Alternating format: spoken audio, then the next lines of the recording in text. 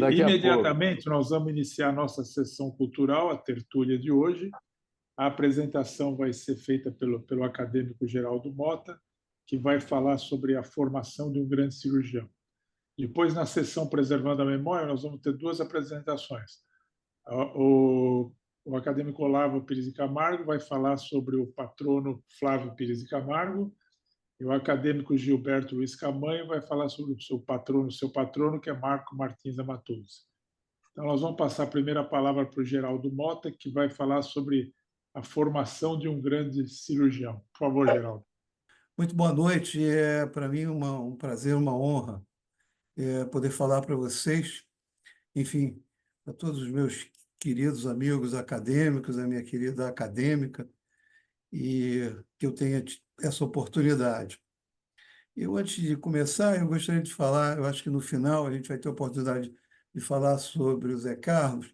Eu queria fazer uma observação acerca, enfim, do relacionamento que eu tive com ele. Eu tenho uma vida profissional, enfim, a minha formação, ela se deu de uma maneira um pouco diversa da maioria, uma vez que eu não tinha raízes efetivas no Brasil.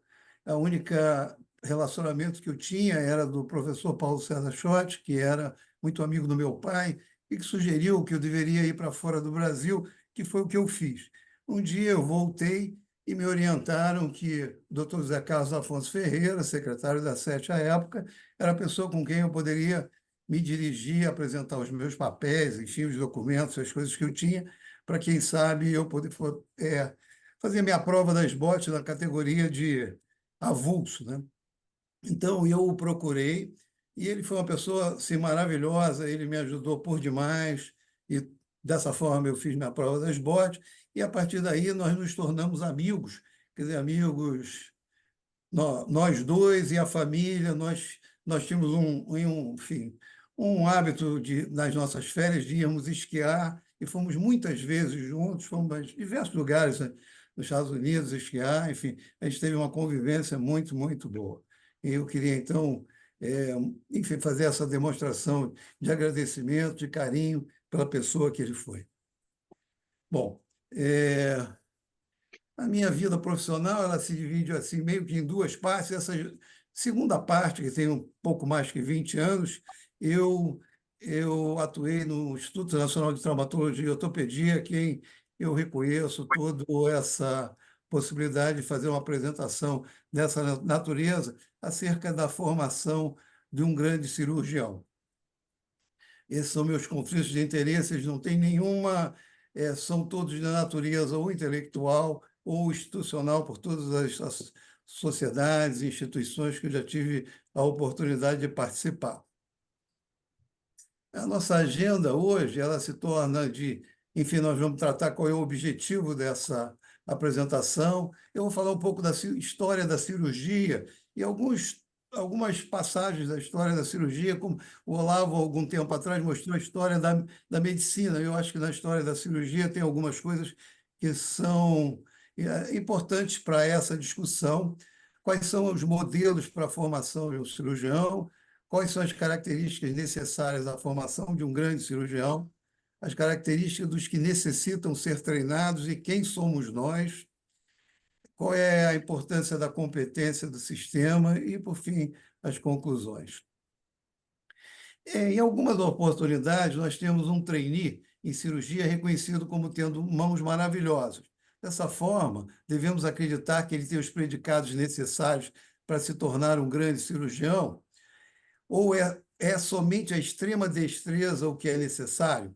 Acho que essa é a grande pergunta que eu espero que a gente possa responder nessa apresentação. Então, os homens eles são capazes de aprender a fazer e usar ferramentas. Isso foi aplicado na história da cirurgia. A história relata técnicas de sutura, lacerações, amputações, cauterizações de feridas e muitas outras coisas. E as raízes da cirurgia elas remontam a 4.000 a.C., na cultura sumeriana. E já nessa época, eles diziam que se um cirurgião fizesse uma incisão grande, pudesse matar alguém, abrir um tumor ou cortar um olho, suas mãos deveriam ser cortadas. Em seguida, agora já em 3000 antes de Cristo, a medicina já identificava que essas eram pessoas que tinham várias qualidades. Ele era médico, era cirurgião, era um sacerdote, era um arquiteto, quer dizer, entendia de arte. Esse Imhotep foi reconhecido como o deus egípcio da medicina. Aí, passando já para o segundo século depois de Cristo, Pergamo dizia que um cirurgião deve se procurar se manter jovem o maior tempo possível, ter a habilidade de usar as duas mãos com firmeza, ter visão aguçada e clara, além do espírito destemido, embora repleto de empatia. Ele deve ser movido pelo desejo de curar o paciente e não por seus desejos de abreviar o sofrimento ou melhorar a estética, cortando menos ou de forma inapropriada. Já em 600 depois de Cristo, Suruta foi reconhecido como o primeiro cirurgião cosmético na Índia. Ele escreveu um livro já que falava sobre exame físico, diagnóstico, sobre tratamentos médicos e cirúrgicos. E aí ele mostrou que a cirurgia era valorizada como o maior dos tantras médicos, que a cirurgia é eternizada e fonte de piedade infinita, traz fama e abre os portões do paraíso aos seus realizadores, possibilita a extensão da existência humana na Terra, permitindo que os pacientes possam cumprir suas missões e ter uma vida decente. E foi só já no século IX, século X, que um cirurgião em Córdoba, na Espanha, ele escreveu talvez assim, o maior volume de literatura médica, era uma enciclopédica com 30 volumes, onde ele já descreveu inúmeros instrumentos médicos e inúmeras técnicas cirúrgicas. Mas o fato é que a medicina tem seus fundamentos assim, de natureza científica, realmente, na época do iluminismo na Europa. E a grande pessoa nessa época foi John Hunter, que é onde ele está reconhecido no Museu do Royal College of Surgeons na Inglaterra. O primeiro volume do New England Journal of Medicine and Surgery, à época, iluminava as limitações enfrentadas pelos cirurgiões e a coragem exigida dos pacientes antes da existência da anestesia e antisepsia. Então, em 1831, surgiu o clorofórmio, mas foi realmente em 1842 para 46, quando foi o que é relatado como Ether Dome no Massachusetts General Hospital, que Bigelow usou pela primeira vez o éter anestésico. E essa foi assim, um imenso divisor de águas que, aliado à descoberta de Lister da antisepsia, já em 1897, isso quando foi publicado no Lancet, foi o que mudou, de fato, a cirurgia do ponto de vista da anestesia e antisepsia. E, por fim, nessa história, ela tem uma história curiosa que é dita que é a história de amor que ocorreu no John Hopkins, isso foi William Halsted. Ele tinha uma namorada que chamava-se Caroline Hampton, e ela era uma enfermeira, e ela desenvolveu uma alergia às luvas cirúrgicas, e aí a alergia não às luvas, desculpe, aos produtos que eram utilizados na tentativa de fazer a antisepsia, e aí foi Halsted que desenvolveu a utilização de luvas cirúrgicas.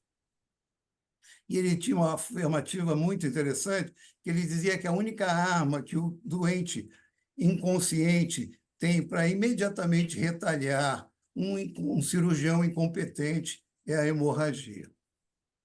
Mas então vamos voltar para os dias de hoje. Qual é a perspectiva contemporânea para você, de fato, educar um cirurgião?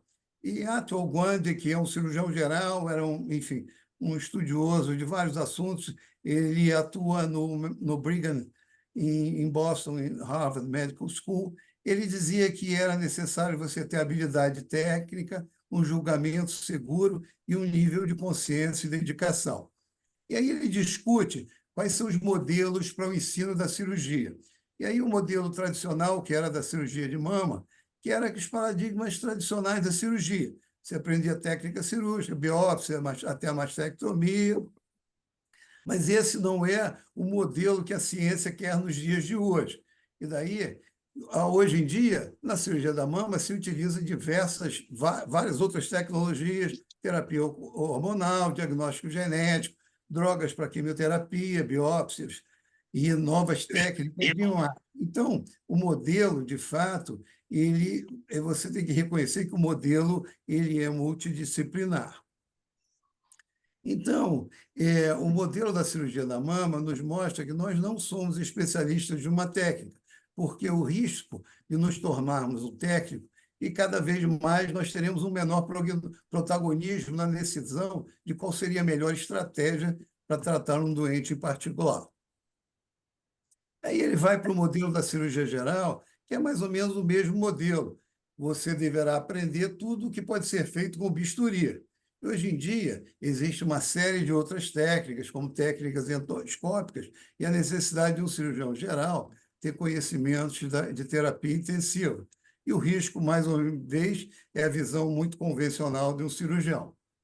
Então, por outro lado, o modelo da neurocirurgia, ele tem um treinamento inicial para que se torne expert em doenças neurocirúrgicas, mas eles fazem um rodízio na neurologia, na neuroradiologia, aprendem diversas técnicas, desde uma craniotomia até radioablação guiada por ressonância, técnicas bastante sofisticadas de biópsia e muitas outras coisas.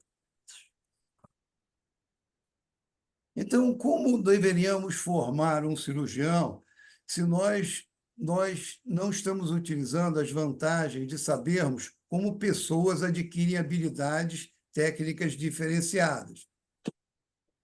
E daí Malcolm Gladwell, que é um escritor americano, publicou um livro muitíssimo interessante que se chama The Physical Genius. Isso foi publicado ainda em 1999. E ele relata que o sucesso depende de 3 fatores. Esse livro, que chama Outliers, Fora de Série, é uma fascinante investigação das raízes de um sucesso. Eu sugiro que todos que não tenham tido a oportunidade leiam esse livro. Então, mais uma vez, ele reputa que o sucesso depende de habilidade individual, da prática e de algo que ele chamou physical genius. E ele relata nesse livro a análise do background de 3 pessoas que são efetivamente diferenciados na sua atividade. Foi o Wayne Gretzky, que foi um jogador de hóquei, foi muitíssimo famoso, Yo-Yo Ma, que é um violoncellista, e Charles Wilson. Charles Wilson foi um cirurgião em São Francisco, na Universidade da Califórnia, São Francisco. Ele fez 2.897 ressecções transesfenoidais de tumores pituitários. Eram 25 minutos contra horas de outros cirurgiões. Nos anos 80, ele fazia de 7 a 8 cirurgias por dia. Então, Malcolm Gladwell relata que a habilidade individual seria não apenas a coordenação mão-olho ou outros atributos físicos, mas principalmente uma obsessão mental prática com as possibilidades e as consequências de seus erros, uma característica difícil de ser aprendida ou cultivada, sugerindo que ou o cirurgião a tenha ou não. O fato é que, através da prática repetitiva e persistente, o cirurgião tem a oportunidade de melhorar sua habilidade em desdobrar procedimentos complexos em partes menores e mais simples. E essa, de fato, é talvez a grande característica em você, ao longo de um procedimento, poder, de fato, ir se adaptando a tudo que a gente sabe que não é exatamente da maneira que muitas vezes a gente imaginou. E nos primeiros anos na Universidade da Califórnia, ele tinha um laboratório onde ele praticava exaustivamente em ratos. Então, o Michael Gladwell diz que um cirurgião precisa ter uma visão que o permita lidar com situações novas, traduzindo-as em ações e soluções. O desenvolvimento desta visão requer não apenas experiência, como também o estado da mente que possibilite uma visualização global plena no campo operatório. O Charles Wilson, na sua prática, todos os dias, ele corria de manhã, e ele, nesse momento da sua corrida, ele, de fato, ele ia desmembrando o procedimento, fazendo com que ele pudesse reanalisar todos os doentes que ele iria operar naquele dia. E conhecidos cirurgiões que preencheram os critérios de Gladwell como physical genius. Eu vou citar alguns exemplos. O primeiro deles foi Alvin Lambotti, que viveu aí no século XVIII, século XX, né? Século XIX, século XX. Ele era um médico, um músico, um artista, um mecânico. Ele teve um interesse, como muitos sabem, ou quase a totalidade de vocês sabe, no tratamento de fratura. Ele desenvolveu um número imenso de instrumentos, que era a pinça de Lambotti, que naquela época ele já fazia esses desenhos onde ele imaginava como iria tratar seu doente. E aí, além disso, existem os violinos produzidos por Lambotti, que são super reconhecidos no mundo da música. Então, assim, mais uma vez, o que o Malcolm Gladwell quis dizer em toda essa análise é que são pessoas que têm diversas qualidades, além de terem simplesmente mãos muito hábeis. John Charlie foi outra pessoa que desenvolveu, em 1977, ele já teria sido considerado Surrey, quer dizer, nos anos 60, ele desenvolveu o que é a prótese do quadril, prótese total do quadril, que foi uma das cirurgias do século passado. Outro muito interessante foi Kurt Sem, que é um médico alemão da Universidade de Kiel. Suas publicações foram rejeitadas, ele foi banido das participações em congressos. Seus associados em Kiel solicitaram que ele fosse submetido a uma avaliação psicológica. Apesar de tudo, ele teve 80 patentes cirúrgicas, mais de 1.000 trabalhos publicados, e ele foi o responsável por desenvolver o insuflador de CO2, o que o tornou o pai da cirurgia laparoscópica, que foi reconhecido no British Medical Journal em 2003, e também, quando ele morreu, o New York Times reconheceu ele, que tinha passado por todas essas dificuldades, como sendo o pai da cirurgia laparoscópica.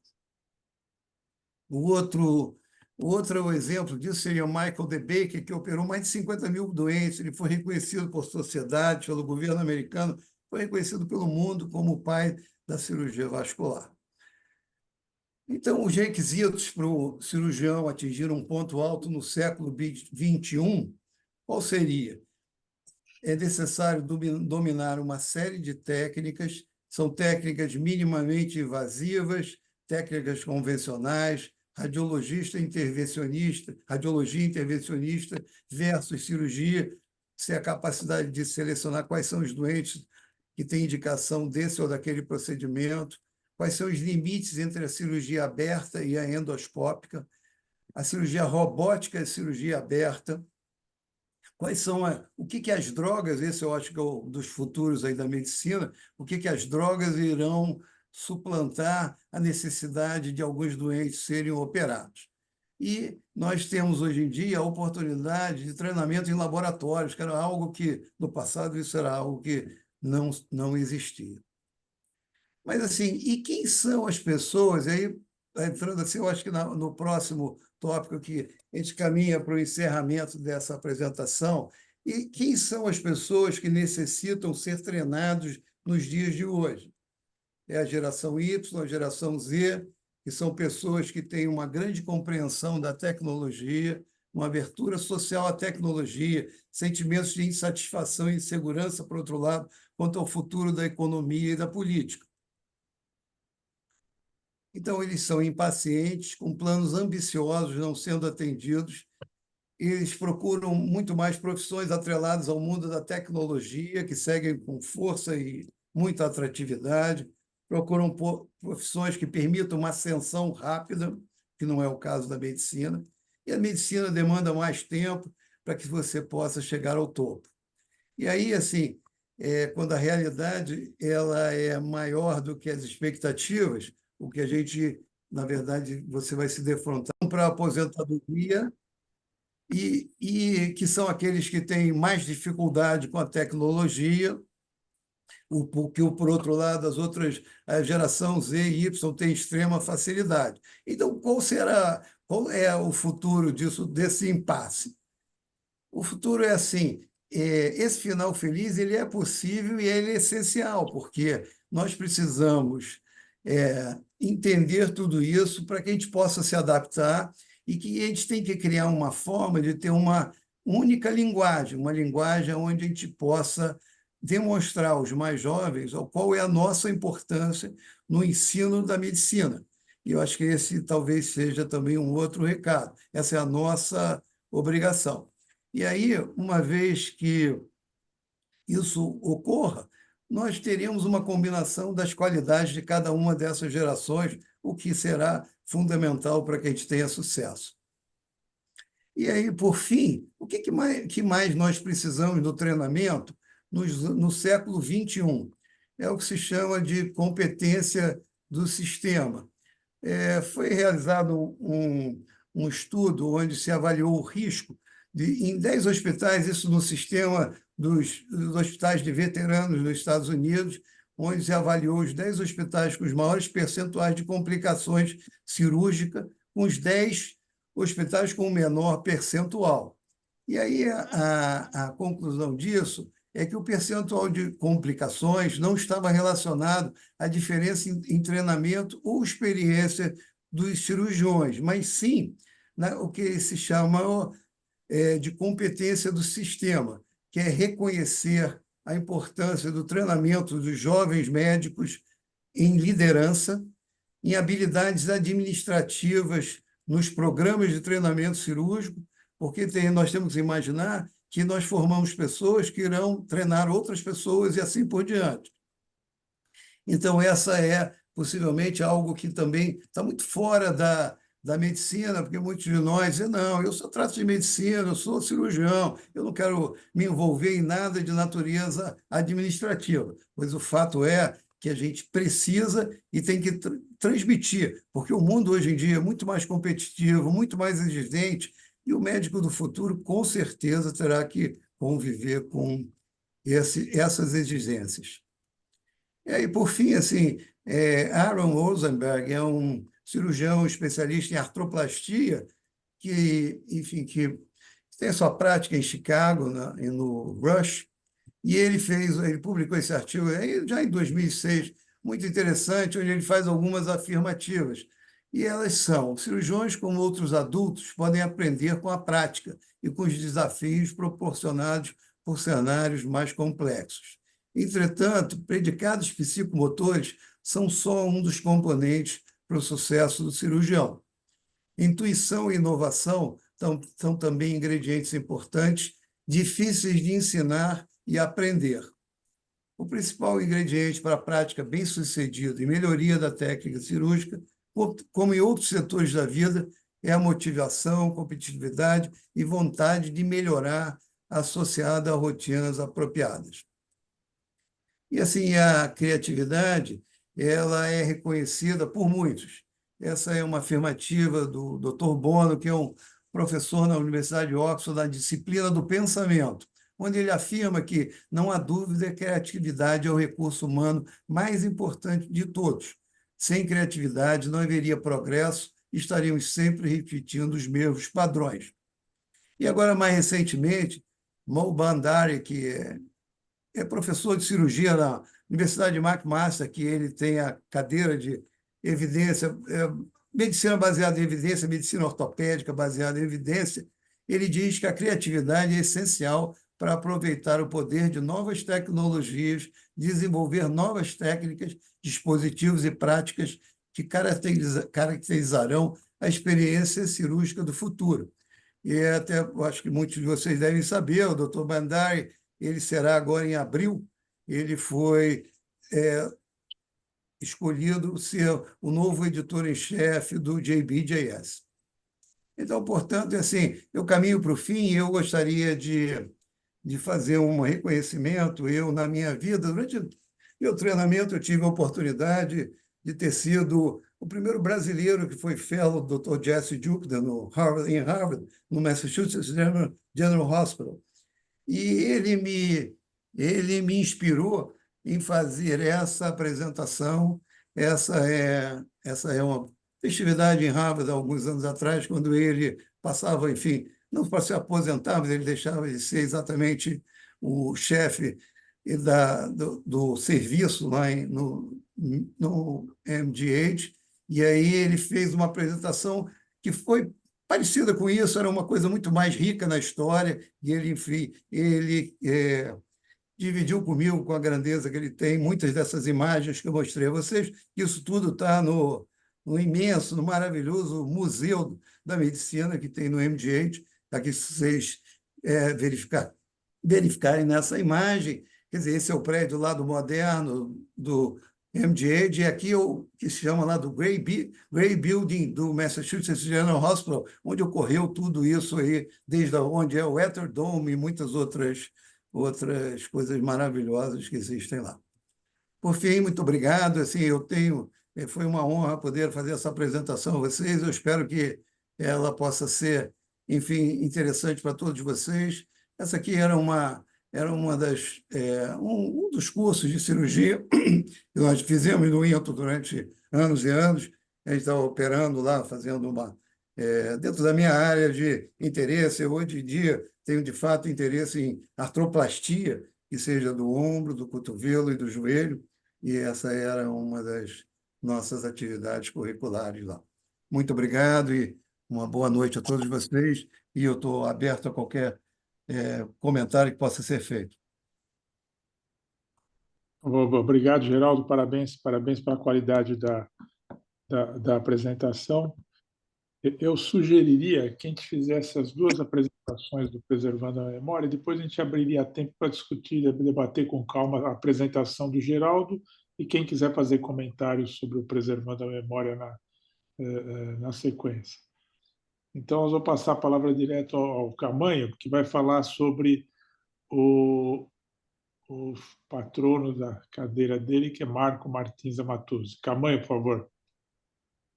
Bem, muito bem, senhores. É um enorme prazer estar com vocês numa atitude conjunta como essa e falando sobre uma pessoa que foi extremamente importante na minha vida e responsável por praticamente tudo que eu aprendi na medicina e muito daquilo que eu aprendi para a vida também.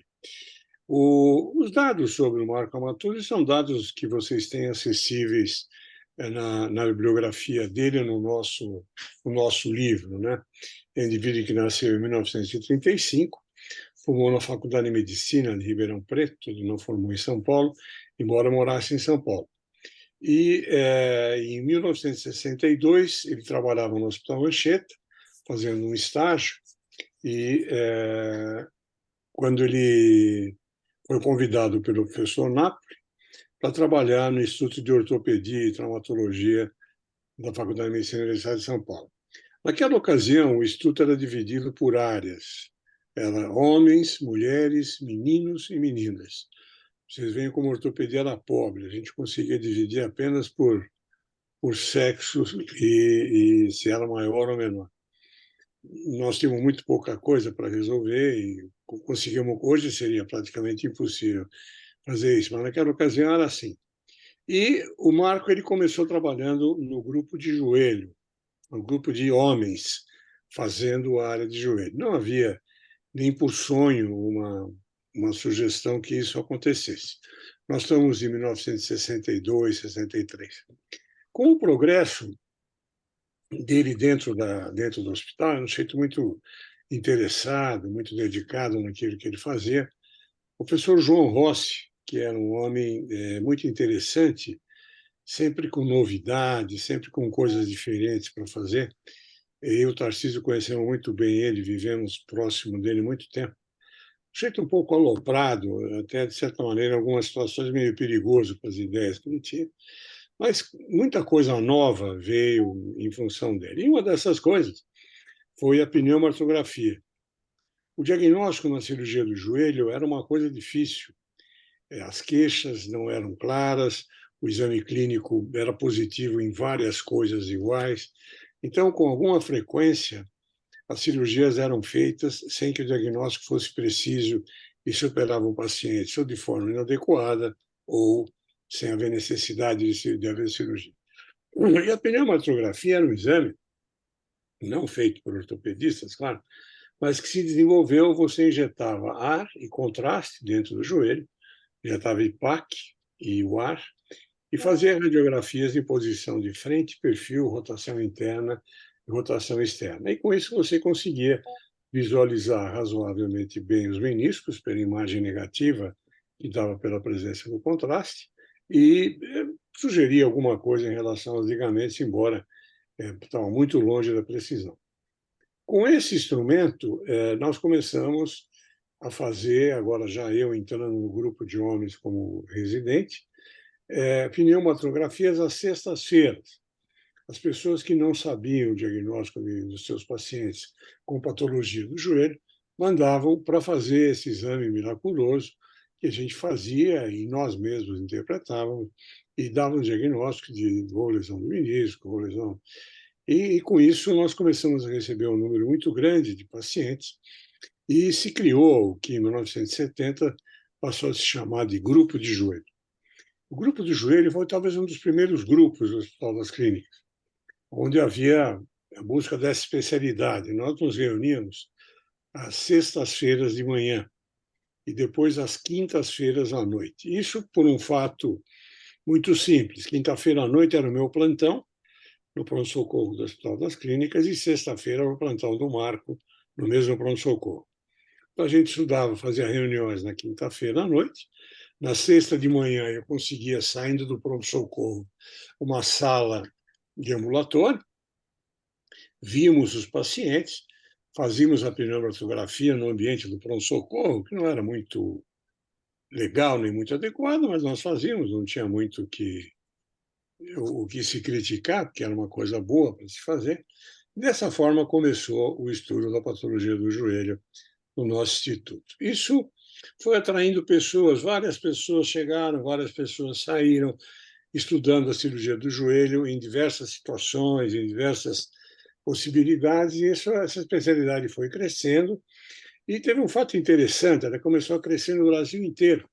Vários colegas nossos, por exemplo, o meu, tiveram fora do Brasil para aprender a ver cirurgia do joelho, coisa que não existia.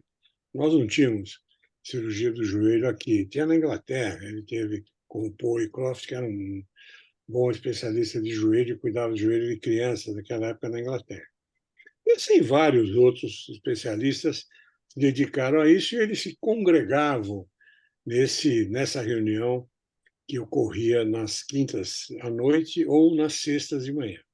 Como não era possível fazer reuniões todas as sextas-feiras de manhã no Hospital das Clínicas, nós tínhamos que fazer uma reunião em algum lugar de fora. Era feito no consultório do Marco Amaturzi. Nós fazíamos as reuniões no consultório dele e as pessoas levavam os pacientes e assim fomos fazendo. Em 1983, me parece, foi fundado, então, a Sociedade Brasileira de Cirurgia do Joelho. A Sociedade Brasileira de Cirurgia do Joelho congregava essas pessoas todas. Fundada pelo Marco, e com princípios deles, que persistem até hoje. Uma frase muito interessante dele, ele dizia que se a sociedade não consegue se manter, ela não pode cobrar dos sócios, é melhor ela fechar.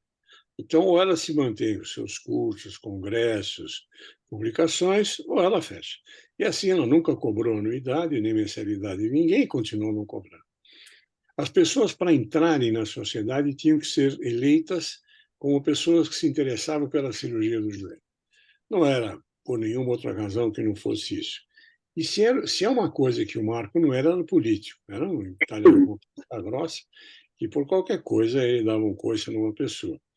Então, só entraram na sociedade as pessoas que realmente, naquela ocasião, se dedicavam à cirurgia do joelho.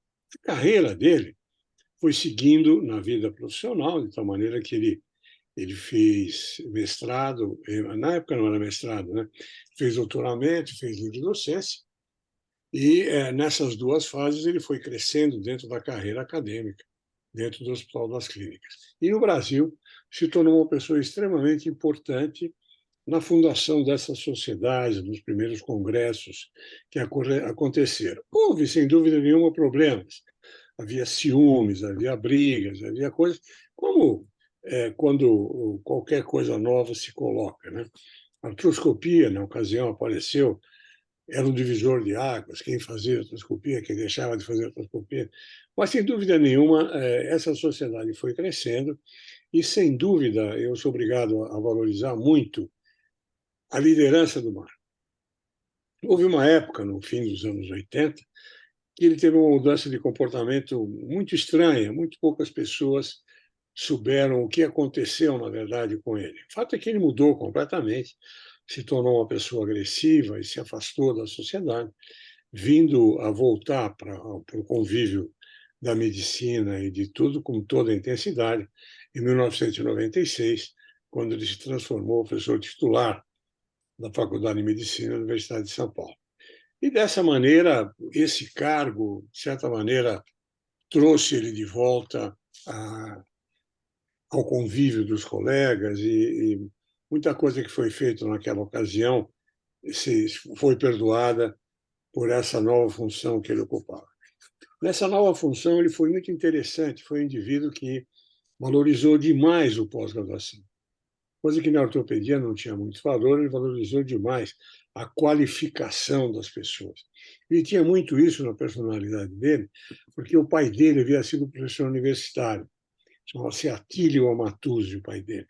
E foi uma pessoa pela qual ele tinha uma admiração muito grande, e um homem como ele, extremamente sério, extremamente honesto e muito exigente no convívio. Então, ele atesta do Departamento de Ortopedia e Traumatologia da Faculdade de Medicina, deu importância a isso. Sem dúvida nenhuma, ocorreram brigas, ocorreram separações, ocorreram problemas, bloqueios, mas eu tenho a impressão que dificilmente a gente conseguiria contar uma história sobre qualquer coisa que envolve seres humanos na qual isso não tivesse acontecido. O fato é que, sem dúvida nenhuma, os benefícios que ele trouxe na ortopedia, os benefícios que ele trouxe para a cirurgia do joelho, como pai da cirurgia do joelho, sem dúvida nenhuma, é o pai da cirurgia do joelho até hoje, todos nós reconhecemos isso, e eu que hoje sou o preposto dele, reconheço isso no fundo do meu coração, e não só pelo conhecimento do joelho, mas pela atitude severa, humana, correta, honesta que ele tinha no relacionamento com as coisas que eram da medicina. E na Faculdade de Medicina, ele estendeu muito o serviço de ortopedia, tornando o serviço bem mais importante do que já era, trazendo pessoas para o seu convívio muito de grande importância, que fizeram com que o departamento crescesse. Eu ficaria talvez um mês falando dessa figura que foi muito interessante na minha vida. Eu sempre brigava com ele que se alguém me deu 10 de alegria na vida, foi ele. E se alguém me deu 100 de tristeza na vida, foi ele também. Nós brigamos muito, tivemos muita briga, muita discórdia entre nós. Mas, sem dúvida nenhuma, se um dia eu cheguei a ser alguma coisa, eu devo muito a ele e toda a cidade brasileira da cirurgia do joelho deve a ele. Ele merece, e como tem, sem dúvida nenhuma, o respeito de todos nós. Muito obrigado, era isso que eu tinha a falar do meu grande mestre. Obrigado, Camanho. Foi interessante a gente ter uma abordagem muito pessoal, e acho que esse é um dos aspectos da academia, a gente tentar nas tertúlias, não simples, né? E nessa sessão Preservando a Memória, não abordar simplesmente o que está escrito no livro, é trazer algum outro lado, algum outro que só a convivência pode dar. Abrir para comentários sobre a apresentação do Geraldo e sobre a apresentação do Camanho. Então, a palavra está aberta a todos. Quem quiser fazer qualquer comentário ou sugestão. Eu queria fazer um comentário. Se você... Volta e depois o Romeu. Volta. Então, a apresentação do Geraldo gostei muito. Eu acho que foi uma forma bem didática, pegando desde a história, que realmente hoje formar um cirurgião com essa geração nova que está aí é bem complexo, né? E acho que o ensino vai necessitar não só a habilidade dos mais velhos, como também a compreensão com a evolução que teve, né, de tudo que está acontecendo. Então, acho que foi bem oportuna a sua apresentação, Geraldo, meus parabéns, tá? Eu acho que foi uma contribuição boa à nossa academia. Gostei muito da apresentação do Camanho. Eu que convivi pela idade aí com o Camanho, com o Marcos, tudo mais, sabendo da história, eu realmente, Camanho, a sua sinceridade e a forma de você abordar esse relacionamento é fantástico e quero aplaudir por isso. Tá? Meus parabéns. Bom, Muito eu obrigado, queria Albertoni. Albertoni foi o falar. que participou direto, você também, né, Romeu? Mas Albertoni Por isso que eu queria falar. batia nele e vinha, batia nele e vinha. Era um Lembra Eu negócio. queria, eu queria, eu queria exatamente falar alguma coisa, primeiro sobre a apresentação de Geraldo, que foi perfeita, tá? E você, Walter, você já falou tudo. Agora, eu gostaria de falar um pouquinho sobre a maneira que o Camanho apresentou o trabalho dele. É clássico da maneira do Camanho ser. Ele falou a verdade, falou a sinceridade. Então, eu queria parabenizar esse momento, porque eu tive a oportunidade de conviver, de assistir tudo isso desde o início da fundação da Sociedade Brasileira de Cirurgia de Joelho. Então, Camanho, eu queria parabenizar você da maneira como você se expressou, da sua maneira verdadeira, sincera, de falar tudo que você tinha que falar. Então, está de parabéns. A Academia Brasileira só faz ganhar, a Academia de Ortopedia Brasileira só faz ganhar com pessoas feitas você. Parabéns novamente, e não quero me estressar, me alongar mais do que isso, tá certo? Eu queria só pedir a palavra para poder parabenizar você e a Geraldo pela maneira que apresentaram Muito obrigado, manter Romeu. a convivência. Muito obrigado, Romeu. Obrigado, doutor Walter, pelas palavras também. Posso falar, Tarcísio? Pode falar, Santilli. Bom, eu acho que nós somos hoje privilegiados com as apresentações e com a própria reunião, né? Porque de uma forma bem assim rica e ilustrada com, com fatos assim mostrando uma trajetória da cirurgia, o Geraldo fez uma narrativa muito interessante para a nossa educação médica, para a nossa cultura e vislumbrou já os problemas que certamente já começaram e que advirão, porque a geração é totalmente diferente e isso tem que ser encarado, porque está difícil hoje você, num hospital escola, né? A perseverança para o ensino tem que ser além do que a gente tinha, porque o interesse também acaba sendo muito pulverizado, vamos dizer assim, que foi como ele mostrou para nós. Parabéns, doutor Geraldo, foi uma bela apresentação. Mas eu queria também parabenizar o Camanho, porque minutos antes, na reunião da diretoria, nós discutimos sobre assim, as sessões de Preservando a Memória serem narradas por pessoas que conviveram com o seu patrono. Isso é um enriquecimento que você não vai encontrar em livro, isso, né? E eu fiquei até angustiado quando apareceu a nota aí que tinha deixado de gravar e aí demorou um lapso de alguns minutos para poder voltar a gravar. Tamanho, Eu gostaria de. sinceramente, eu achei que a conversa foi muito assim, um bate-papo com a gente, com nuances do dia a dia, sem deixar assim de narrar que houve dificuldades. Quem conheceu o professor Amatuzzi sabe que ele era durão em algumas coisas, mas tinha o seu lado muito bom e você narrou isso com uma proximidade de quem cresceu junto com ele. Muito obrigado por essa doação que você fez para nós. Eu queria falar um pouquinho aí, me dar a palavra aí, Tarcísio, um pouquinho. Pode falar, Márcio. Pode falar. Não, eu queria fazer um comentário para a apresentação de Geraldo, apenas para uma apresentação muito boa, muito elucidativa, como já foi falado. Você está apenas a acrescentar uma coisa. Quando o Geraldo ele mostrou um slide e falou sobre o Halsted e a instrumentadora dele, que era Caroline, né? Porque na América toda, no fim era Carol, né? Porque aqui ou lá as Carolinas viram Carol. E essa é quando o Geraldo comentou que ele mandou fazer luvas, né? Então, você sabe que quem fez as luvas, quem ele pediu para fazer as luvas, era um sujeito que estava começando na era empresariando a questão da borracha, que era o Goodyear, e tem pneus aí até hoje com o nome Goodyear. Ele pediu a esse cara, o Goodyear, para fazer a luva, né? E esse sujeito, ele não tinha ele não era um designer, né? Então ele se baseou nas luvas grandes que as mulheres usavam. E aí ele fez uma luva muito grande para ela. E ela se sentiu discriminada com aquele negócio de usar aquela luva. E ele obrigou todo mundo a usar luva, porque para ela que não ficasse discriminada. Mas, na verdade, ele acabou casando com ela. E casou com ela, e como houvesse um apartamento livre na área de administração do hospital, ele foi morar com ela, com a mulher, no hospital. E surgiu daí a ideia da residência médica. Foi sair daí que surgiu a ideia da residência médica, com o Halster, tanto as luvas quanto a ideia da residência, porque ele viu, então, que morar no hospital era muito mais fácil para atender o doente, para não ter que se locomover e tal. A ideia da residência nasceu daí. É só para dar esse... Ela certamente sabia disso, mas pelo tamanho pelo tempo de exposição, ele não pôde abordar.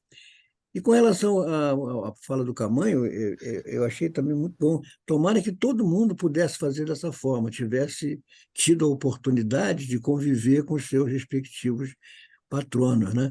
Seria muito melhor. Mas é que o fato é que muitos não conseguiram. No meu caso, por exemplo, tem enorme dificuldade para dizer alguma coisa sobre o doutor Odílio, porque muita dificuldade para encontrar alguma coisa sem contar com a colaboração de quem poderia, de certa forma, ajudar. Mas, enfim, é isso que eu queria dizer e parabenizar Geraldo e o Camanho pelas apresentações que fizeram. Obrigado. Obrigado, Márcio. Márcio, Sempre você sabe, perfeito. Márcio, sabe dizer, Márcio, se o Goodyear fez mais alguma coisa por casal além de luva?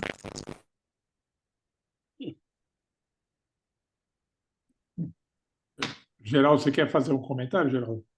Não, eu não tenho, quer dizer, eu sabia até parte dessas, nem que ele tivesse ido morar no hospital, isso eu não sabia. Que a iniciativa de fazer as luvas, esse pedaço eu sabia. Mas eu não tenho mais nada a acrescentar, além do que, acho que Márcio foi até mais longe do que eu tenho conhecimento. Geraldo, eu queria só fazer um comentário, não sei se quando estava preparando essa apresentação, você se deparou alguma coisa sobre um problema que tem aparecido hoje, principalmente nos Estados Unidos, e por questão de tempo acho que ele chega aqui no Brasil, que é qual a idade máxima de um cirurgião. Que essa discussão ela aparece frequentemente. Então, alguns serviços acho que tem que ser 65 anos, 70, 75, que você começa, o hospital deixa de pagar o seguro do cirurgião, vai ficando muito alto, ele não pode mais ter atividade de chefia, e, ao mesmo tempo, tem um grupo que acha que isso é uma forma de etarismo. Você não pode proibir o sujeito porque ele está mais idoso de trabalhar, mas é um fato que já tem assim, alguns editoriais publicados, alguns grupos trabalhando nisso. Você chegou a encontrar alguma coisa sobre isso? Não? Eu não li muito sobre isso, não. Tarcísio, até recente, o Baldi mandou um editorial que saiu no JBBS acerca disso, né? Os Estados Unidos, ele varia, a lei é estadual, né? Então tem estados que você pode praticar até mais tarde, outros não, e tem, como você falou, algumas instituições que sugerem a você, aos 65 anos, que você não opere mais, né? Assim, um exemplo bem clássico, assim, grande, foi Bernard Mori, que foi chefe na Clínica Mayo à vida. Aos 65 anos, ele se mudou para o Texas, onde ele tinha, enfim, laços familiares e tudo, mas ele voltava a Mayo Clinic para operar um doente ou outro 2 vezes ao ano, mas ele se afastou da Mayo Clinic por uma sugestão da instituição, né? Você sabe que isso é um assunto que hoje me preocupa, né? E acho que preocupa vários outros colegas. Saiu recentemente, o Juno fez um trabalho desse, tenho a impressão que foi quem nos mandou? Alguém mandou esse O Baldi mandou. O Baldi mandou você? Isso, Alguém mandou. Realmente é uma coisa extremamente difícil. Estou vivendo esse momento. É difícil de você, porque a instituição, ela de forma alguma teria coragem, porque quando a gente chega nessa posição, você já tem uma posição de respeito, sabe? A não ser que você seja um Zé Mané qualquer, mas alguém que tenha feito uma carreira razoável e chega aos 76 anos como eu, tem respeito, né? Então, eu não espero nada da instituição. Os doentes, eles são idiotas, eles continuam nos procurando, eles não param, eles continuam indo no consultório e acreditam na gente. É uma atitude que tem que ser nossa. Eu tenho a impressão que, por mais que eu tenha feito uma reflexão em relação a isso, vai ter que ser uma decisão pessoal. Eu não sei baseado em quê, espero que não seja baseado numa desgraça ou em alguma coisa que eu possa provocar de mal para uma pessoa, mas é uma preocupação. Eu procurei bastante, se tivesse, porque teria uma desculpa. Aos confrades e às confreiras da Academia de Ortopedia, de poder falar do meu patrono, que no caso é meu pai, em 10 minutos. Vamos ver se eu consigo essa tarefa. Para mim é uma honra e um prazer estar aqui.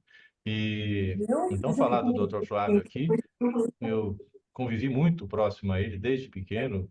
Tinha minhas irmãs, eu ia em todo lugar com ele, então, por causa disso, é interessante falar. Ele é descendente de famílias tradicionais paulistanas, os Pires, de origem portuguesa, e os Camargo, de origem espanhola, que travaram no século XVII uma sangrenta e acirrada disputa política na então província de São Paulo. Culminou após um armistício que teve a intervenção de Fernão Dias Paz com a união das duas famílias, originando o título Pires de Camargo. Ele nasceu em 29 de janeiro de 1916, um dos 6 filhos de Francisco Pires de Camargo e Albertina Miele Pires. Aqui, para mostrar uma foto antiga, esse é meu avô, uma família do clã dos Pires, aqui em Atibaia, de 1880, essa foto. E aqui, só como uma curiosidade, a irmã mais nova dele, Francisca Pires de Camargo, que era mãe do professor Godoy Moreira. Aqui onde ele nasceu, foi criado, ele permaneceu em Atibaia, cursou o grupo escolar, depois foi para São Paulo e prosseguiu seus estudos como interno no Colégio Arco de Cesano, como era hábito de todas as pessoas que viviam no interior, até se inscrever no curso pré-médico. Vale lembrar a presença do meu avô, que eu tive contato quando eu tinha 10 anos, durou 96 anos, ele tinha uma fixação por ele em Oxico, que ele chamava, e viramos rua aqui, né? O Francisco Pires de Camargo, meu pai, a Albertina Miele Pires, a minha nona, a minha italianona, então ele tinha uma paixão pelo Inhochico. Então, lembrando um pouco a cronologia, ele foi aprovado em primeiro lugar no pré-médico com admissão na FMUSP e se graduou em 41. Aqui está a foto dele quando noivado da minha mãe, né? Casado em 41. As suas atividades, então, que se iniciaram na ortopedia, e vale a pena voltar para lembrar isso aqui, ó, ele era do Alípio Correia Neto, que foi urologia, professor de urologia, que convidou, ele participava da cirurgia geral e foi convidado pelo professor Godoy Moreira para que fosse para a ortopedia. Ele participou da primeira operação no Hospital das Clínicas, com esmagamento de perna. Quem era da equipe desse plantão? Professor Zerbini, só para vocês fazerem uma ideia. Depois, seguidamente, ele seguiu todos os traços de primeiro, terceiro, primeiro assistente da clínica ortopédica, fez a sua livre docência em 52 e catedrático em 68. Aqui, durante a construção do prédio de ortopedia, uma vista do HC, ele participou ativamente nisso. Aqui, a posse como titular, em 1967. Aqui, o prédio que foi a paixão dele, do professor Godoy Moreira, professor Nobre e tantos outros. Aqui está o grupo de médicos, para ver como era no início, Godoy Moreira, professor Flávio, professor Napoli está aqui, e tantos outros, que depois foi aumentando, esses nos anos 70, de 44 para 70. Eu não estava aqui nesse grupo ainda, mas tem vários, vocês vão reconhecer. Aqui está o professor Camanho, o professor Basílio. E aqui o grupo que eu já estava participando, estou eu aqui, Tarcísio aqui atrás, né? Ele já tinha aposentado, isso aqui em 1985. Atividades que a gente tinha nas festas e tudo mais, aqui com as minhas irmãs, né? E ele teve a oportunidade de me passar o diploma, já que eu fiz na Escola Paulista, mas o professor Lacásio convidou para representar a Faculdade de Medicina, e assim eu fui. Aqui eu foto com ele. Esse é a sala que ele utilizava no 6º andar, cirurgias feitas no 6º andar. Esse é o grupo de ortopedia aqui, e aqui é a primeira ficha médica em oncologia. Nós tivemos a oportunidade de ter o maior acervo histórico que temos até hoje, mais de 30 mil pacientes com neoplasia óssea de partes moles, que começou ainda na UKC em 1950. Esse é outro privilégio do professor Flávio também.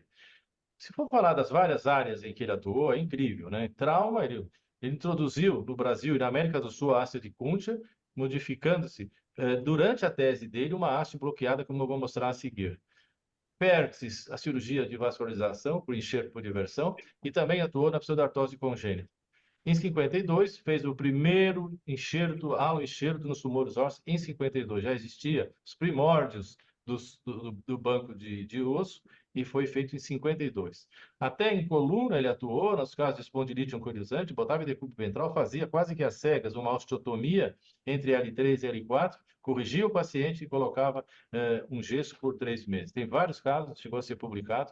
É uma coisa impressionante, uma atitude completamente diferente da área dele, mas tudo bem. A primeira biópsia por punção, tumores ósseos, não precisa nem dizer, foi a tese dele, né? A endopróstese de acrílico e o metilmetacrilato, realmente, que foi que eu tive oportunidade de levá-lo até, como vocês vão ver, foi uma coisa importante na sua carreira.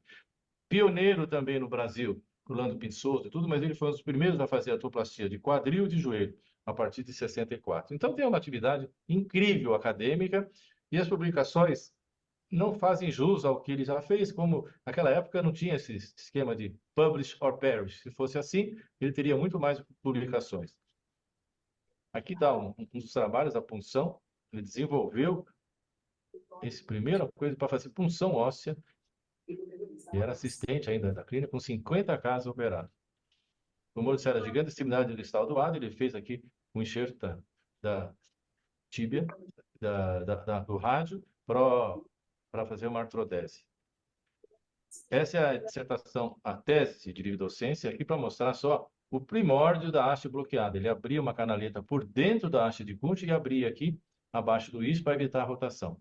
Teve vários casos de Kundt na fratura de fêmur que ele fez esse método e foi reconhecido depois. Eu publiquei isso e foi reconhecido agora internacionalmente como a primeira evidência da haste bloqueada. É incrível, ele não publicou essa tese, eu tive que resgatar isso para conseguir mostrar. E essa ele publicou no Clínico Ortopídico, número 10 ainda, em 57, eu era pequeno, ele gostava de mostrar o livro, um enxerto por inversão, de levar a vascularização à cabeça do fêmur em necrose. Primeiro caso de alo-enxerto, em 52, está aqui o alo-enxerto, o paciente veio a falecer, mas houve uma conlucidação, evidência microscópica de integração óssea. E aqui a tese para catedrático, com toda a série de ressecção segmentar em tumores ósseos e reconstituição cirúrgica do esqueleto. Praticamente todos os mecanismos. Olha, a próxima era de acrílico ainda, isso em 52. E aqui também um outro caso, de ácido, e tudo desenvolvido dentro da ortopedia. Um outro exemplo. E pode-se dizer também que nas artroplastias da tíbia distal, ele foi um pioneiro também. Eu depois tentei fazer depois, mas ele foi um pioneiro nas artroplastias, obviamente em caso de neoplasia. Difícil a integração, mas ela artroplásia de tíbia total. Só para mostrar mais um exemplo que ele operava, está aqui a prótese feita na ortopedia. E ele sempre falava isso. Eu vou tentar fazer mesmo no nosso sarcoma. Eu sei que pode ser que dê recidiva, mas para fazer amputação, qualquer serviço faz. Nós temos que ser pioneiros. E é isso que eu falo até hoje para os meus alunos. Aqui é o local de se fazer coisas novas e coisas inovativas. Esse foi um dos casos, aqui para mostrar as recidivas que ocorriam, né, antes do advento da quimioterapia. Ele aqui no 7º andar, né, a sala, no anfiteatro Flávio Pires de Camargo, e outras aqui como titular catedrático, atuando, que eu tive o prazer ainda de conviver com ele como catedrático. Eu tive a oportunidade de levá-lo no ISOLS em 1985, a convite do professor Henniken, para mostrar justamente a tese que foi publicada nesse livro, a tese da cimentação, que até então fazia-se artrodese tipo Juvara. Ele começou junto com um sueco a fazer esse tipo de desenvolvimento. Aqui só para mostrar a técnica, todo mundo conhece, hoje o mundo inteiro faz isso, né? Outro trabalho mostrando também, que eu tive a oportunidade de participar, para mostrar as complicações e tudo mais, mas que adviu do começo pioneiro de fazer a cimentação. Caiu muito a recidiva local, como o senhor sabe. Virou uma bibliografia clássica, no Orthopedic Knowledge Update, está aqui, nós conseguimos fazer isso também, e por aí vai, né? Isso é bem mostrado, mas foi uma coisa importante. Tíbia proximal parcial em caso de maturidade esquelética, também nós publicamos, ele que iniciou isso, o desenvolvimento disso a princípio de acrílico, depois nós fizemos com titânio e tudo mais. Para mostrar o caso, né? Adolescentes e crianças com 11 anos, 9 anos de evolução, 11 anos de evolução, ele fazia isso na tíbia proximal.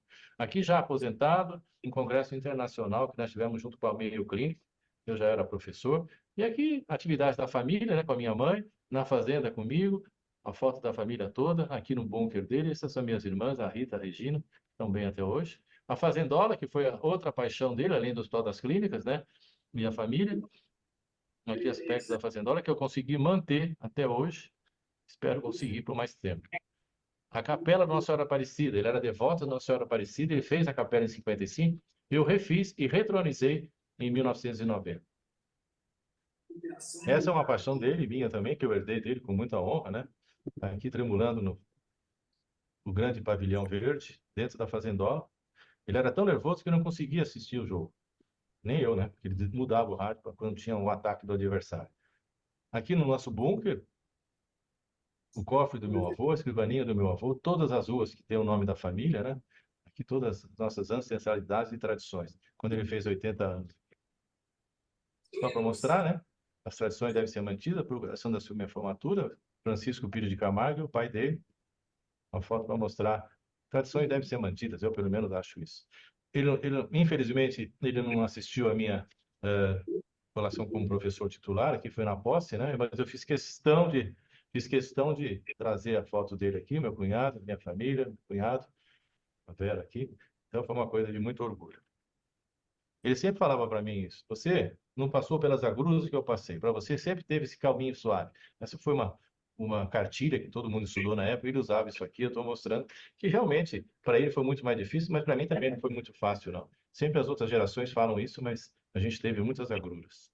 E aqui está a terceira geração, minha filha, uma brilhante oncologista clínica que está sucedendo a tradição dos Pires de Camargo em ortopedia, em oncologia clínica, uma tradição que deve ser mantida. E essa é uma frase que eu gosto de falar para encerrar. E para alcançar o impossível, uno deve provar lo absurdo. Esse foi sempre meu mote de vida. Sempre lutei por coisas impossíveis e consegui muita coisa graças a muita luta.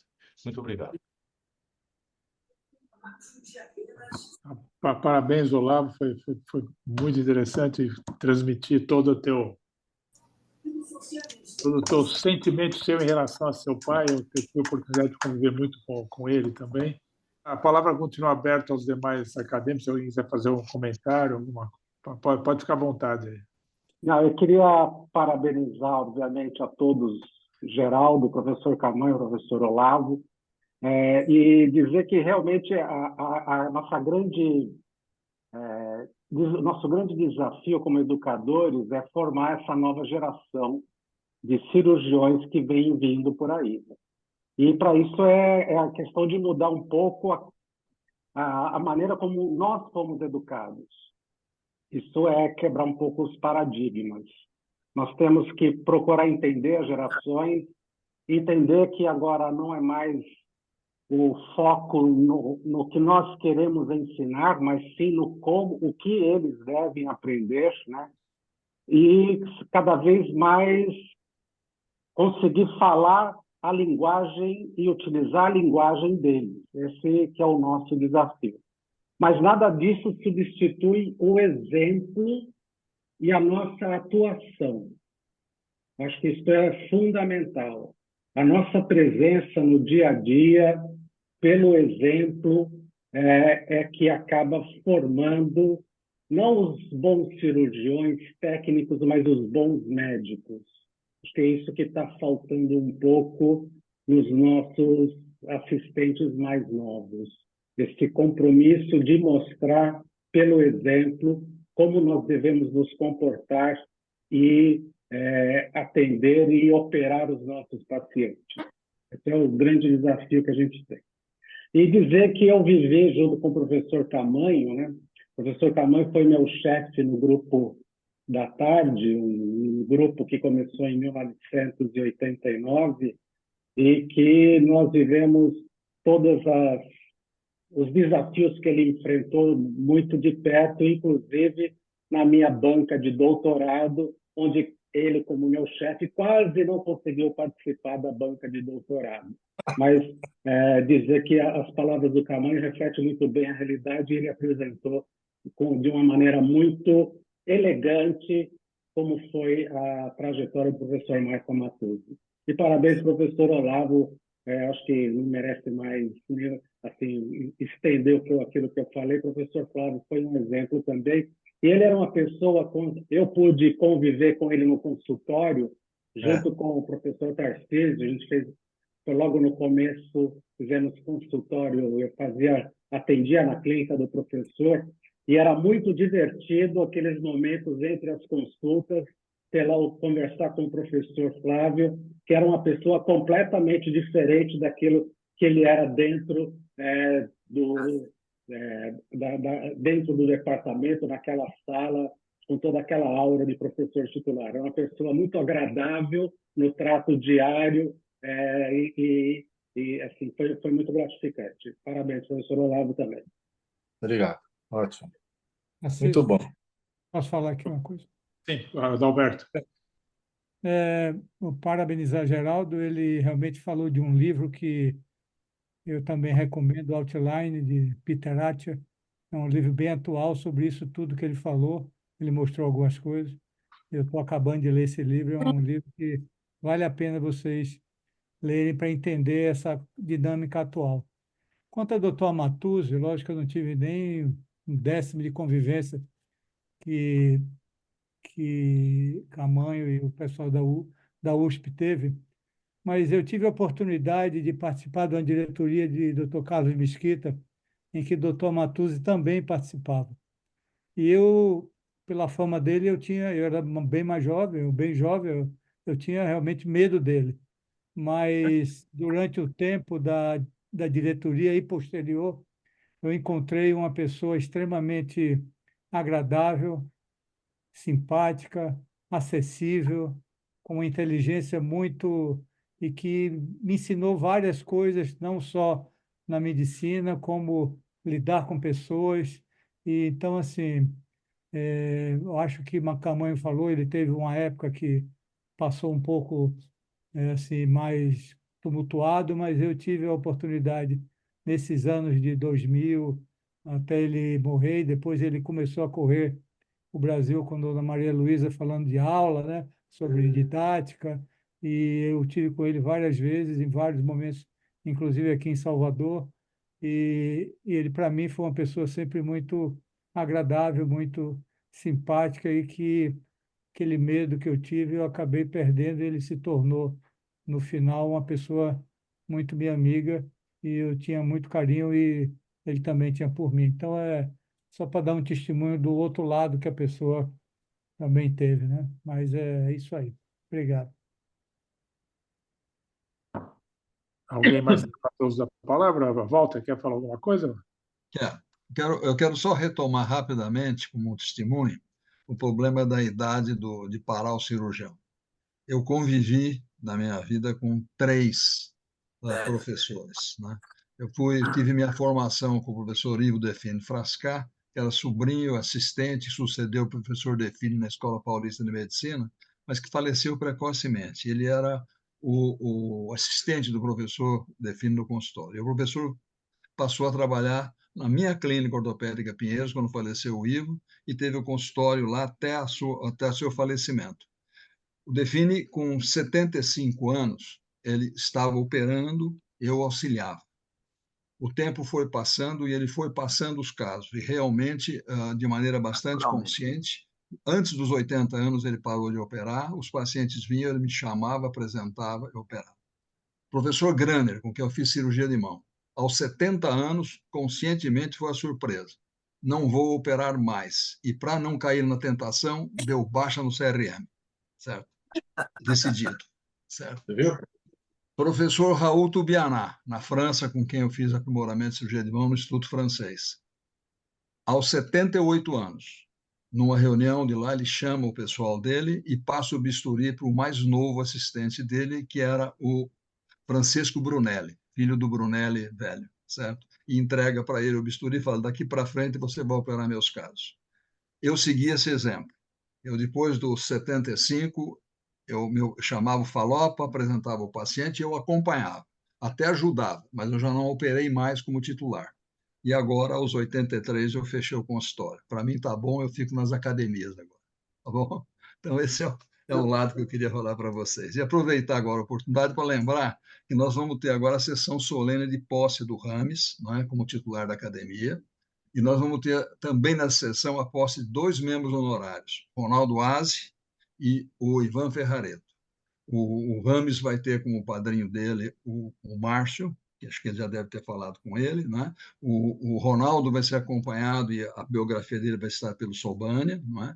E o Ferrareto. Ivan Ferrareto, quem vai acompanhá-lo é um Franco. Franco. É o Franco, né, que vai falar sobre a biografia dele. Então, lembrar a todos, mesmo os que estiverem online... Walter, ele tem os 2 associados também.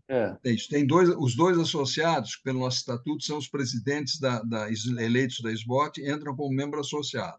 Eles não recebem Pellegrini, nada, mas recebem um diploma e passam a integrar a sociedade como um aspirante futuro e, quando quiserem, eles concorrem. Então, haverá sessão solene lá na APM, aqui em São Paulo, não é? E está sendo organizado tudo direitinho para que haja esse ritual todo. E lembrar, para ninguém que vier, não esquecer a Pellegrini, que é formal, e os que tiverem mesmo à distância, colocar a Pellegrini para as fotografias, porque tudo agora... A nossa obrigação é realmente uma das coisas, é a história e documentar a história. Tá? Então, as sessões solenes é um ponto muito alto da academia, a hora em que entram novos sócios, a hora em que faz essa referência. Tá? Também queria não deixar de comentar com vocês o falecimento dos colegas que eu comentei recentemente, principalmente o Zé Carlos Afonso Ferreira, com uma perda bastante grande. Mas, infelizmente, a vida é assim, né? A fila anda, e a academia vai substituindo quem sai por um outro membro. Tá bom? Muito obrigado a todos. Professor, eu queria só acrescentar, a gente tem um exemplo dentro da academia de quem já parou de trabalhar. Recentemente foi o Sérgio Ketka, né? Ele parou o consultório. Acho que seria interessante depois ouvi-lo, como é que tem sido essa experiência e como que foi essa tomada de decisão, que realmente ela é, eu acho que, desafiadora para todos, né? Se vocês tiverem um minutinho, eu, quando fiz 70 anos, eu percebi que eu já tinha tido um tempo bastante prolongado de trabalho e que eu estava, felizmente, financeiramente resolvido. Tem um ponto importante na minha carreira, que é o meu filho, que faz a minha especialidade, e eu percebia que eu poderia estar atrapalhando a decolagem do Caio. E realmente aconteceu isso. A hora que eu parei, ele rapidamente decolou, inúmeros pacientes passaram, meus pacientes e pacientes dele, ele passou a operar os seus pacientes, ele teve uma ascensão na carreira bastante expressiva, que fatalmente não ocorreria se eu tivesse na posição do trabalho, porque os pacientes acabavam me procurando, não procurando o Caio, por ser o nome a eles referenciado e por saber que o Caio era meu filho. Então, obviamente, os pacientes gostariam de ter uma pessoa mais experiente. Parei também porque eu percebi que eu estava começando a ficar irritado. Eu acho que não tem nada pior do que um médico irritado com o paciente. A gente sabe histórias de vários colegas que começam a ficar irritado e falar de uma maneira grosseira com o paciente. Eu nunca falei de maneira grosseira, mas eu percebi que eu estava chegando perto de um certo limite nesse ponto, que é natural, né? Por uma saturação que a gente acaba tendo no dia a dia, de explicar sempre as mesmas coisas, de falar que está no Google, mas que no Google não sabe toda a verdade, e assim vai, toda essa experiência que eu acho que todos nós tivemos. E eu estou agora há quase 2 anos aposentado, absolutamente tranquilo com a minha aposentadoria, estou cuidando muito mais de mim como pessoa, fisicamente falando, tenho feito muito mais atividade física, não acordo mais com despertador, não tenho mais ansiedade, não tenho mais momentos de estresse que eu sentia de vez em quando, que eu chegava em casa e que todos nós sabemos que às vezes precisa chegar, tomar um ou 2 goles de uísque, porque a sobrecarga emocional às vezes é muito pesado, né, Jorge? Então, no final do dia, Meu final de dia é muito tranquilo, felizmente. Tenho feito mais as coisas que eu gosto, jogado golfe, visitado meus netos, e eu estou muito feliz. E nos momentos que eventualmente eu me lembro, puxa, é que eu gostaria de talvez voltar, passa pela minha cabeça, essa eventual saudade, ela passa rápido pelo que eu estou vivendo. Sinto falta, sim, sinto falta da vida acadêmica, sinto falta de congressos, sinto falta de dar aula, sinto falta do convívio com o doente, convívio que eu tinha no ambulatório dos pacientes da cirurgia do ombro da Santa Casa de São Paulo, que eu até tinha me proposto a voltar a participar desse ambulatório, mas por problemas locais do departamento, eu acabei, obviamente, não participando não frequentando ou convivendo no ambulatório dos pacientes de cirurgia ombro-cotovelo. Uma pena, porque eu acho que eu tenho uma experiência, sem dúvida, como todos os senhores, uma experiência muito grande na área, que eu poderia me dedicar uma vez por semana, me dedicar a essa atividade, transmitindo, ensinando aos residentes, mas, infelizmente, a vida não me permitiu isso. Mas, de resto, estou muito, muito feliz, muito feliz. Espero Eu que os senhores... gostaria de falar alguma coisa também. Eu espero Já que entraram nesse ano, tem tempo um pouquinho? É rápido, né? Só um Coisa... pouquinho. Hã? Uma meia hora. Quer falar teu handicap? Não, vamos só combinar o seguinte: chegou a 8, Camanho. Nós vamos ter o depoimento de Silvânia. Chegou a 8. Agora 16. Os outros depoimentos, depois nós da cirurgia uma outra da coluna, reunião. aí eu perdi Tá um bom? pouco. Então vai. Silvânia, por favor. Eu parei realmente de operar alguma coisa há 2 anos. Né? Estou com 86, portanto, às 84. Eu sempre trabalhei, eu aprendi isso lá no passado, quando fui dar uma visitada no NIR, ele sempre atendia com residente. Quando ia para o consultório privado dele, era eu, um porto-riquenho e um japonês que virou famoso no ombro, que eu não me lembro o nome dele. E isso era um bom exemplo. Então, eu sempre trabalhei com residente, seja na clínica privada, seja no hospital de clínica. Então, sempre com o residente eu apresentava adequadamente, ele está aprendendo a fazer aquilo que eu faço e procuro fazer bem. E isso foi. Mas teve 2 fases. Uma fase que eu larguei a coisa complicada, né? E a coisa que eu fiz só a coisa mais tranquila. Que foi uma vez que eu estava sendo ajudado por 2 residentes. Eu estava numa cirurgia, sentado, olhando a cirurgia, fazendo, desenvolvendo. Estava correndo tudo muito bem, mas estava cansativo. E eu olhei e falei comigo mesmo: o que eu estou fazendo aqui? O que eu estou fazendo aqui? Aí eu vi que aquilo eu não precisava mais estar fazendo, sofrendo para poder realmente resolver, e resolvi o problema. E o residente perguntou: o senhor disse alguma coisa? Não, eu falei com meus botões, né? E ali foi o decisório que eu passei a 4 cirurgias fundamentais, que é canal do carpo, Dequervain, dedo em gatilho, né? E risartrose. 4 coisas que eu gostava muito bem, né? E eram coisas realmente simples de se fazer, né? E sempre com o residente. Até que, esse ano, eu digo, ela estava ficando muito mais interessante a conversa com os meus pacientes, que eram todos de idade, né? Porque são todas patologias de idade. A conversa com o paciente, do ponto de vista médico, era 10 minutos, e a conversa com a vida dele, com o que tem.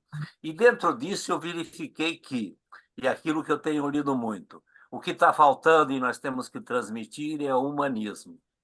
Quando as pessoas, você conversa um pouco mais e entra um pouco mais na pessoa humana, melhora o entendimento, gostam disso e os pacientes adoram isso, né?